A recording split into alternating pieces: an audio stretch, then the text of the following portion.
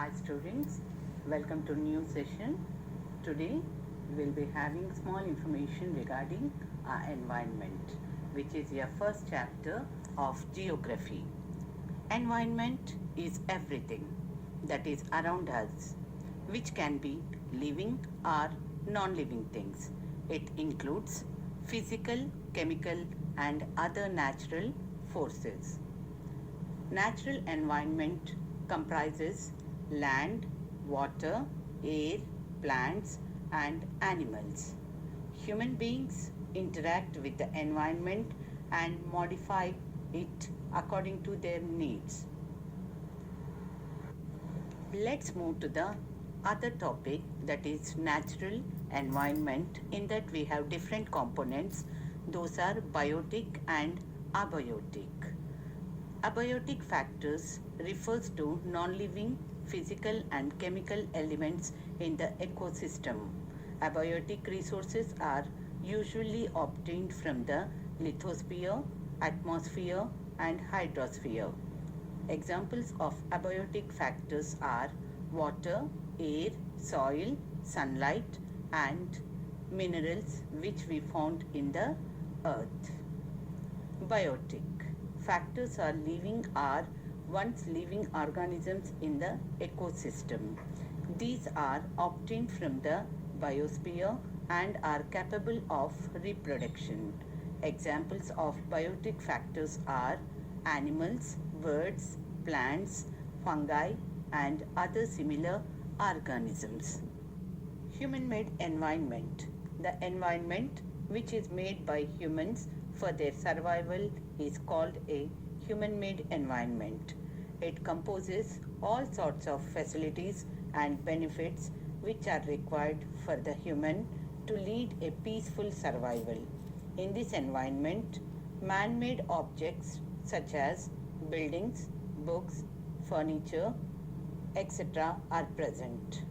The human uses things from the natural environment as the raw material to come up with the things needed for the man-made environment.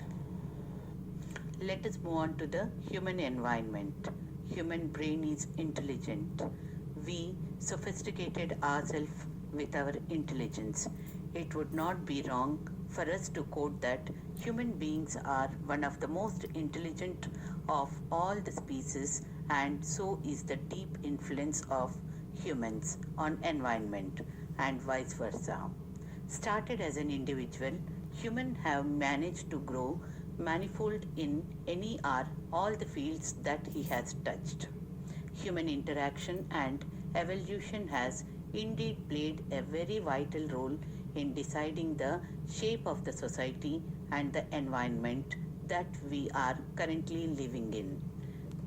We have advanced in many unimaginable, having progressed from raw, rough food gatherers to the most cultured and dynamic communities. Now we have the systemized and categorized various fields into our advantage, be it the very progressive educational methodology we follow these days, to the division of communities on the basis of religion, region, topography, etc. We have introduced and evolved the system of money and economy, have various political arrangements to organize and govern our societies. We are rocket skying in the field of technological advancements, not just to make our lives easier or luxurious, but also extend our interest and research into galaxies millions of miles beyond us. Let us move on to the major domains of the earth. We have major 4 domains on the earth, which we have discussed already in 6th standard. Let us refresh ourselves. These domains are lithosphere, hydrosphere, atmosphere and biosphere. Let us have some small brief introduction of lithosphere. The rocky outermost layer of the earth is called the lithosphere. The term lithos means rocks, sphere is a round shape. which means the rocky crust. It includes the crust and upper part of the mantle. The irregular and rocky sphere extends both over the continents and ocean basins. It is marked by the variety of landforms such as plateaus, plains, mountains, valleys, etc. This crust is found not only on the earth but also it is the surface of the ocean floor. Lithosphere is very important because it provides us land for building houses, roads, factories and for agriculture where we will be growing variety of crops. Let us move on to hydrosphere. The water present on the earth's surface is referred to as the hydrosphere. The different sources of water such as oceans, seas, bays, lakes, rivers, etc. form the hydrosphere. Water is also found below the surface of the earth as groundwater. Water supports all forms of life. Water is found in three states, that is solid, liquid and gaseous. Fresh water is made available on land through the process of water cycle, which we call it as never-ending cycle or the hydrological cycle. Let's move on to the atmosphere. Atmosphere is the thin layer of the air which surrounds Earth. The envelope of air which surrounds the Earth is called atmosphere. Its extent thickness is unknown. The atmosphere is held to the Earth by the force of gravity. It contains life-giving gases for human beings and animals, which we call it as oxygen, and carbon dioxide for plants. It prevents the sun's harmful rays from reaching the Earth's surface. It controls the extremes of temperature during day and night. The changes in weather and climate are also due to the presence of the atmosphere. Without the atmosphere, our Earth would have been barren like other planets. Biosphere. The biosphere is a narrow zone of the Earth where land, water, air interact with each other to support life. It is in this zone that life exists. There are several species of organisms that vary in size from microbes and bacteria to large mammals. All living organisms, including humans, are linked to each other and to the biosphere for survival. Ecosystem. All organisms, whether belonging to the plants or animal kingdom, interact with each other and they are interdependent. They also interact with their physical environment. This complex system of interaction between the organisms and their physical environment in a particular area is referred as ecosystem. The size of the ecosystem varies greatly. It can be large as the rainforest, grasslands, deserts, lakes, rivers, or small as a pond. A typical pond ecosystem contains fish, frog, algae, water lilies, and other species that lives in and around the pond. Let us move to interesting topic, evolution of human beings, which we discussed in our early human 1 and 2 in 6th grade. Come on, let us discuss about few things.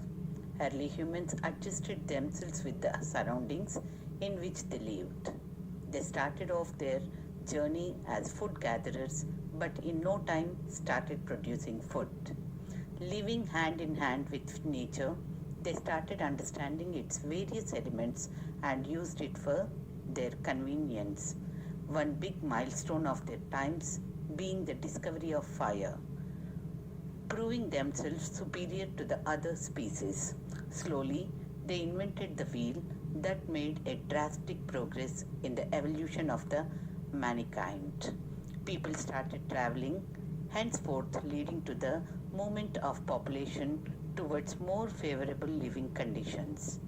They started farming, produced their own food and other raw materials to various useful products, started trading with distant people, focused on mechanization of processes.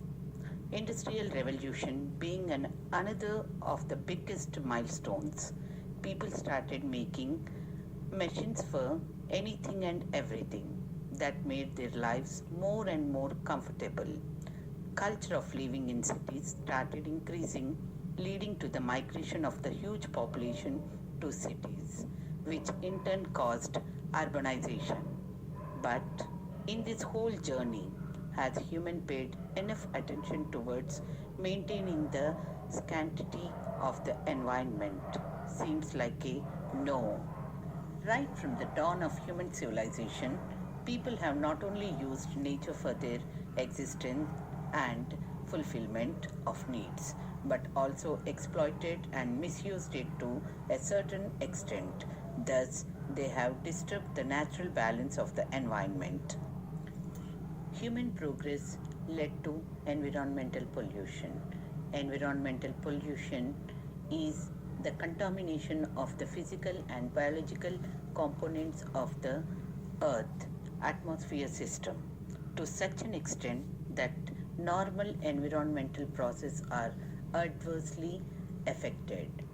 The whole world is facing various problems due to technological and scientific development on one hand and overpopulation, urbanization, and industrialization on the other.